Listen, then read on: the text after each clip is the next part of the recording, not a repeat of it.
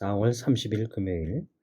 오늘 하나님이 우리에게 주시는 말씀은 사도행전 28장 23절에서 31절 말씀입니다.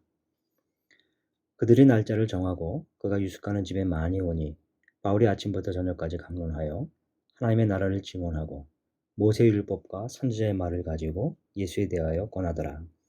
그 말을 믿는 사람도 있고 믿지 아니하는 사람도 있어 서로 맞지 아니하여 흩어질 때에 바울이 한 말로 이르되 성령이 선지자 이사야를 통하여 너희 조상들에게 말씀하신 것이 옳도다 일렀으되 이 백성에게 가서 말하기를 너희가 듣기는 들어도 도무지 깨닫지 못하며 보기는 보아도 도무지 알지 못하는도다.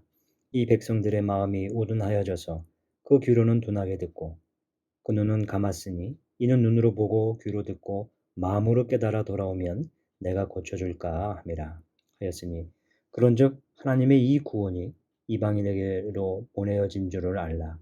그들은 그것을 들으리라 하더라.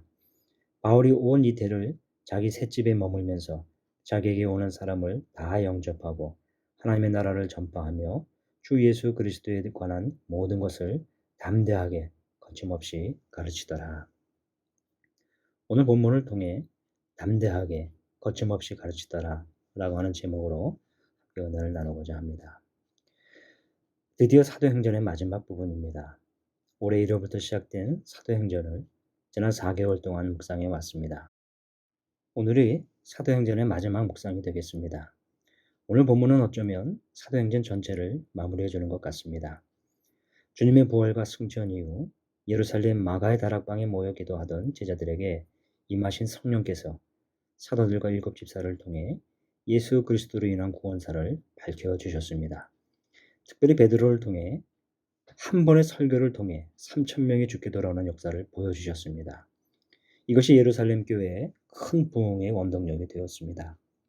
동시에 베드로의 유대주의적 관념을 깨시면서 복음이 이방인에게도 전해져야 하는 하나님의 구원 계획에 또 하나의 축을 세우셨습니다. 하나님께서는 이 축에 바리새파 유대주의자 바울을 세우셨습니다. 그가 전한 복음은 복음이 유대인에게만이 아니라 이방인에게도 향한 것을 구원의 은혜가 유대인에게만 국한된 것이 아니라 이방인을 위해서도 예비되었다는 것입니다. 23절에 바울은 하나님 나라를 증거하고 모세의 율법과 선지자의 말을 가지고 예수의 일로 권하더라 설명합니다. 이것이 바울이 전한 복음의 핵심입니다.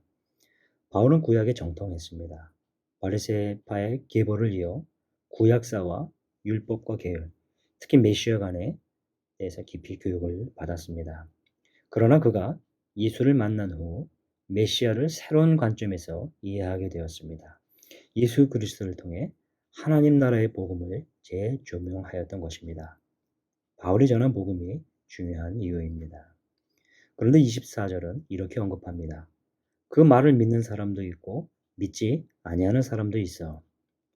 이것이 사도행전에서 보여진 두 그룹입니다. 복음을 믿는 사람과 그렇지 않은 사람입니다. 유대인들이라고 다 거부하는 것이 아니었고 이방인들이 다 믿는 것이 아니었습니다. 경건한 유대인과 경건한 헬라인들이 있듯이 그렇지 않았던 유대인, 이방인이 있었습니다. 그리고 박해하는 사람들이 있었죠. 오늘 우리가 대하는 사람들입니다. 복음 앞에 갈리는 사람들이죠. 그러나 중요한 것은 복음을 계속 전하는 것입니다. 바울은 마지막 여정이었던 로마에서 2년 동안을 보냈습니다. 그런 바울이 2년 동안 가르치고 전했습니다. 그는 로마에서 구금된 상태였지만 자유권을 보장받아 집에서 자유롭게 생활했습니다. 이 기간이 그의 생의 마지막 시간이었습니다. 그는 그동안 많은 사람들을 만났습니다. 23절 그들이 날짜를 정하고 그가 유숙하는 집에 많이 오니 바울이 아침부터 저녁까지 강론하여 라고 했습니다. 마지막 30절, 31절에는 바울이 온 이태를 자기 셋집에 머물면서 자기에게 오는 사람을 다 영접하고 하나님의 나라를 전파하며 주 예수 그리스도에 관한 모든 것을 담대하게 거침없이 가르치더라. 바울은 마지막 생애를 쏟아 부었습니다.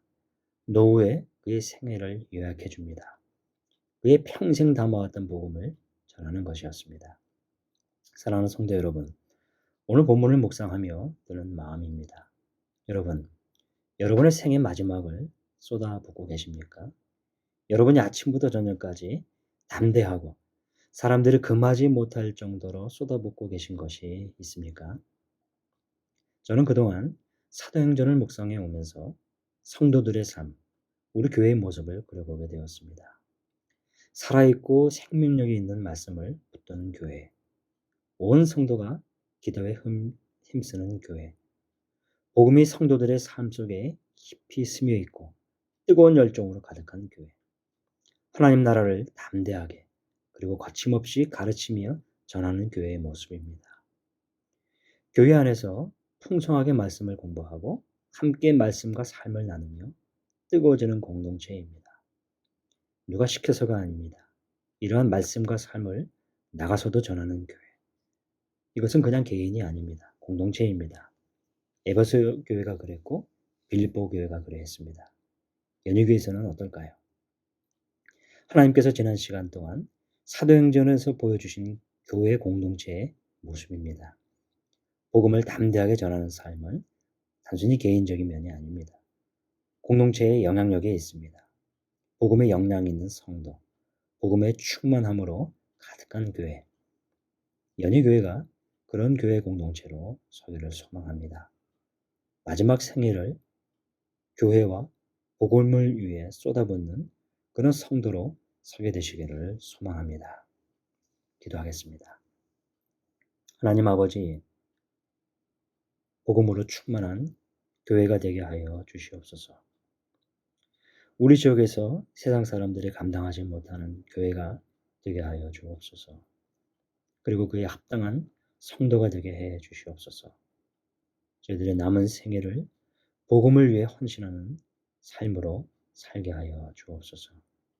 예수님의 이름으로 기도하옵나이다. 이어서 기도하겠습니다.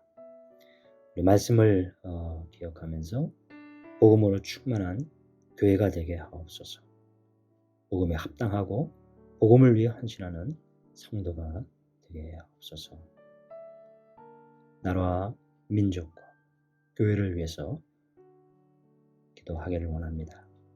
코로나19의 조속적인 종식, 성도들과 이웃들의 안전을 지켜주옵소서. 담임 목사님을 위해 기도합니다. 박정훈 담임 목사님께 하나님의 은혜와 능력이 충만하여 연희교회를 잘 섬기고 이끌 수 있도록 하나님의 은혜를 더하여 주옵소서. 최종상 윤명희 선교사님 사역과 건강을 또 위해서 기도합니다. 이제 퇴원 후 완전한 회복과 체력을 더하여 주옵소서.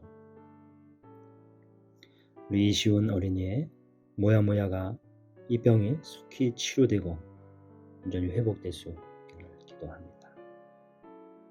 이어서 계속 기도하시겠습니다.